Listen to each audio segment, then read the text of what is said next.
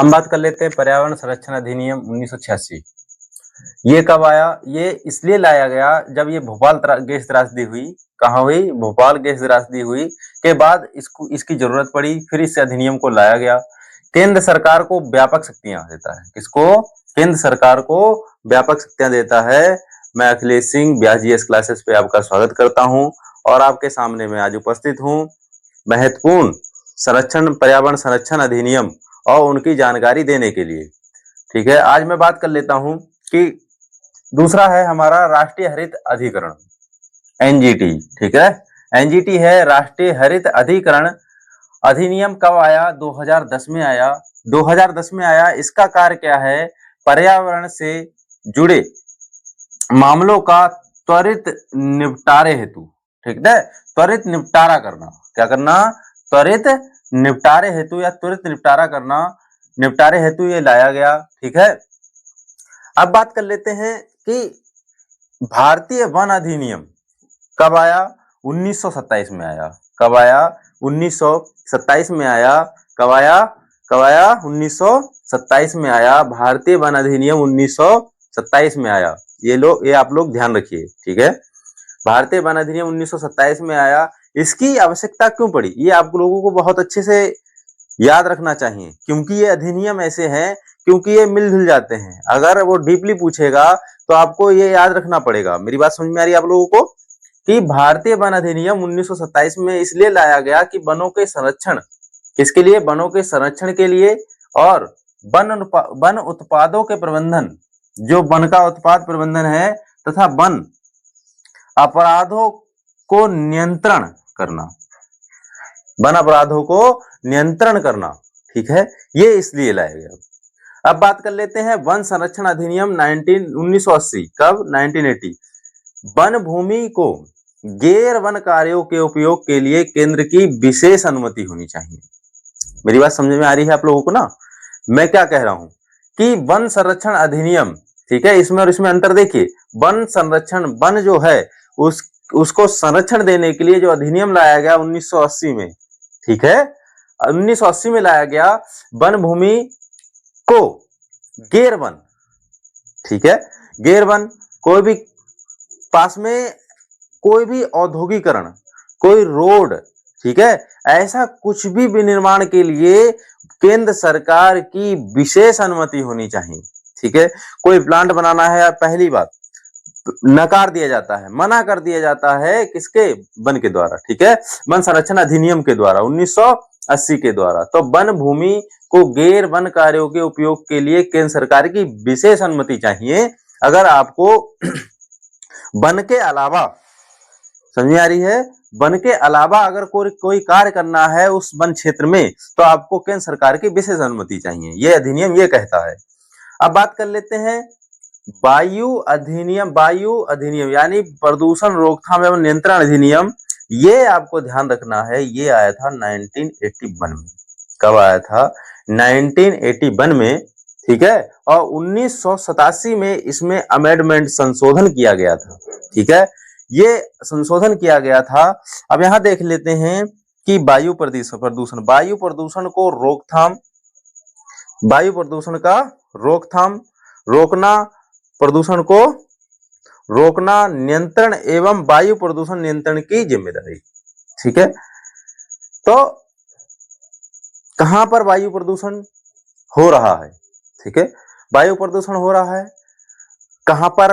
अत्यधिक ध्वनि, क्या सॉरी, वायु में क्या बहुत ही अपशिष्ट, बहुत ही ज्यादा पार्टिकल्स क्या निकाले जा रहे हैं, चिमनियां और इन चीजों का। और ये क्या है? ये वायु प्रदूषण को क्या करे, कहां पर हो रहा है, कहां पर नहीं हो रहा है, इसकी जिम्मेदारी किसकी होगी? इस अधिनियम की होगी। ठीक है, इस अधिनियम के अंतर्गत जो भी, जहां पर भी संगठन गठित किया जाएगा, जो भी प्रशासन रखा जाएगा, वो ये देखेगा कि कहां पर वायु प्रदूषण ज्यादा तो नहीं हो रहा है, किसी को, किसको? जो जन है, यानी कि जो ह्यूमन है, ठीक है, या कोई भी जीव है, उसको कोई नुकसान तो नहीं हो रहा है। तो उसके परिप्रेक्ष्य में अधिनियम लाया गया। अब बात कर लेते हैं वन्य जीव संरक्षण अधिनियम 1972। Very important.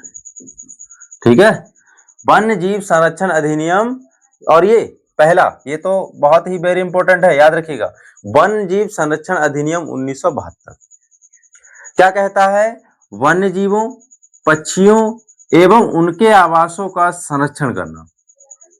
इनका जो वन्य जीव होंगे, पक्षी होंगे और जहां ये रहते होंगे उनका क्या करना? संरक्षण करना। ठीक है, यानी कि ऐसा ना हो कि अगर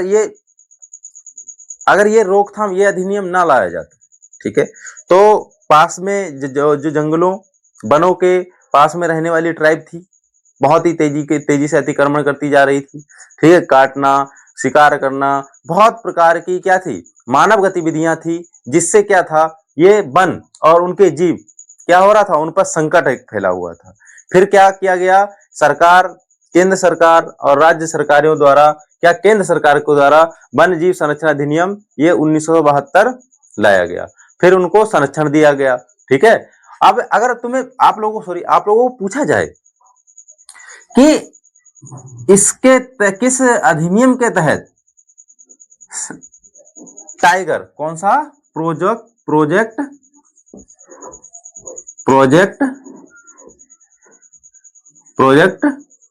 टाइगर।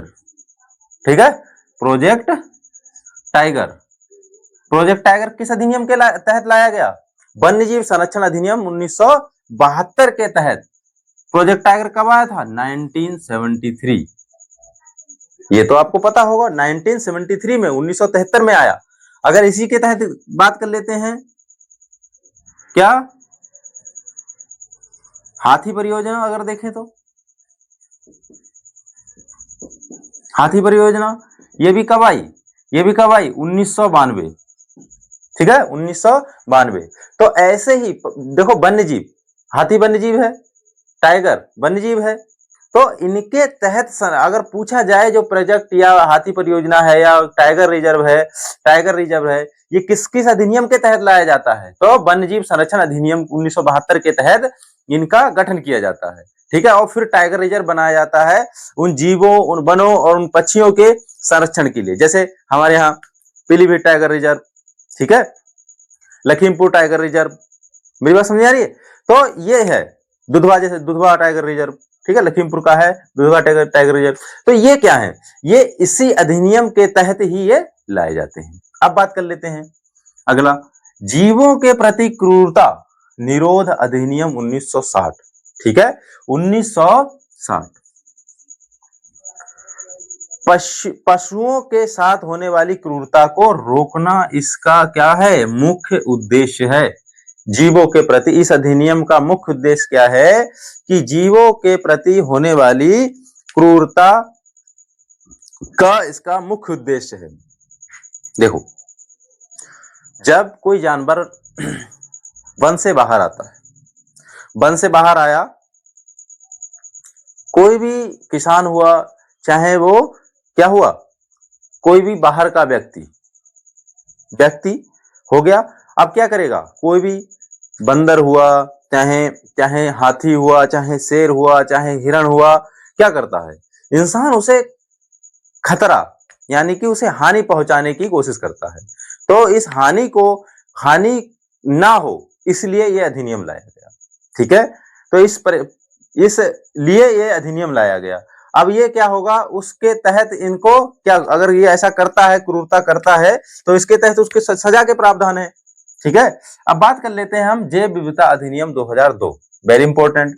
ठीक है, जैव विविधता अधिनियम 2002, जैव संसाधनों के संरक्षण, जो जैव संसाधन है, ठीक है, जैव संसाधनों के संरक्षण, उनके सतत उपयोग, ठीक है, सस्टेनेबल यूज के लिए जो है उपयोग, तथा लाभों को न्याय संगत बनाना, जो उनके लाभ हैं वो न्यायपूर्ण सब में बांटे जाएं। ठीक है, तो उसके लिए क्या किया गया? ये अधिनियम 2002 में लाया गया। अब बात कर लेते हैं जल अधिनियम प्रदूषण नियंत्रण एवं रोकथाम 1974। ठीक है, ये जल स्रोतों, नदियों, झीलों, तालाब, भूजल को प्रदूषण से बचाना, स्थापना इसी अधिनियम के तहत 1974 में किसकी? CPCB, ठीक है, सेंट्रल पॉल्यूशन कंट्रोल बोर्ड। ये पूछता है आपको एग्जाम में, और बहुत से एग्जामों में आपने देखा होगा, जब कहेंगे ये कब कब पूछा गया प्रीवियस ईयर में, तो आपको फटाक से मिल जाएगा। ठीक है, सेंट्रल पॉल्यूशन कंट्रोल बोर्ड की स्थापना 1974 में किस अधिनियम के तहत? 1974 के अधिनियम के तहत, जल प्रदूषण के तहत ये किया गया। ये क्या है? स्टेट पॉल्यूशन कंट्रोल बोर्ड की स्थापना की गई। ठीक है, सिर्फ इसकी की गई थी, ये राज्यों द्वारा की जाती है। ठीक है, अलग अलग राज्यों द्वारा, अपने अपने राज्यों द्वारा, सरकारों द्वारा की जाती है। ओके, याद रखना है। ठीक है, अब बात कर लेते हैं ध्वनि प्रदूषण, साउंड पोल्यूशन। देख ले, ध्वनि प्रदूषण नियमन एवं नियंत्रण कानून, ये कब आया? 2000 में आया। कब आया? 2000 में आया। ठीक है, ये देखा जाए तो ये 1986 में आया था, फिर ये अधिनियमित किया गया 2000 में। अब बात कर लेते हैं कि ध्वनि प्रदूषण नियमन एवं नियंत्रण कानून, ये ये क्या कहता है? ठीक है, ध्वनि प्रदूषण क्या कहता है कि कि आप रात के 10 बजे के बाद, रात के 10 बजे के बाद और 10 बजे के बाद से 6 बजे तक आप क्या करें? नहीं, मौन रहेंगे। क्या रहेंगे? मौन रहेंगे, जिससे कि लोगों को मानसिक तनाव ना हो, अपनी दिनचर्या जो उन्होंने की है, दिनचर्या के बाद वो अच्छे से निद्रा ले सकें और किसी को डिस्टरबेंस ना हो। इससे क्या है, इस ध्वनि प्रदूषण को रोकने के लिए ये अधिनियम लाया गया, 2000 में कानून बनाया गया कि 6 बजे के बाद आप लाउड स्पीकर बंद, 6 बजे तक लाउड स्पीकर बंद रखेंगे, 10 बजे के बाद। ठीक है, और ये कहा गया कि अस्पताल, विद्यालय, न्यायालय के आसपास 100 मीटर तक के क्षेत्र को मौन करना। वहां पर फैक्ट्री नहीं लगाई जा सकती, कारखाना नहीं लगाया जा सकता, और कोई लॉन नहीं खोला जा सकता, कोई डीजे नहीं बजाया सकता। आप कोई भी ऐसा ध्वनि वाला कार्य 100 मीटर के अंदर नहीं कर सकते हैं। ठीक है, लेकिन क्या इन कानूनों का सही से पालन हो रहा है? भारत में हो रहा है? नहीं हो रहा है। ठीक है, क्योंकि सरकार उन्हें करवाना नहीं जानती है, लगता है। ठीक है, करवाना नहीं जानती है, ये आप जानते हैं, इसलिए करवाना नहीं जानती है क्योंकि चेहरे देख करके बात होती है। ठीक है, चेहरे देख करके बात होती है, जैसा चेहरा होगा प्रशासन वैसी बात करेगा। ठीक है, और ज्यादा नहीं कहना चाहेंगे हम। ठीक है, तो यहाँ पर देखेंगे कि अस्पताल हुआ, विद्यालय हुआ, न्यायालय हुआ के आसपास 100 मीटर के क्षेत्र को मौन रखा जाएगा। ठीक है, अब मैं आपके लिए एक क्वेश्चन देकर जा रहा हूं। आप मुझे कमेंट बॉक्स में बताएंगे कि अम्ब्रेला एक्ट किसे कहा जाता है? इनमें से किस अधिनियम को अम्ब्रेला एक्ट कहा जाता है? इसका जवाब हमें आप कमेंट बॉक्स में देंगे। ठीक है, धन्यवाद। ऐसे ही मैं वीडियो आपके लिए लाता रहूंगा। धन्यवाद।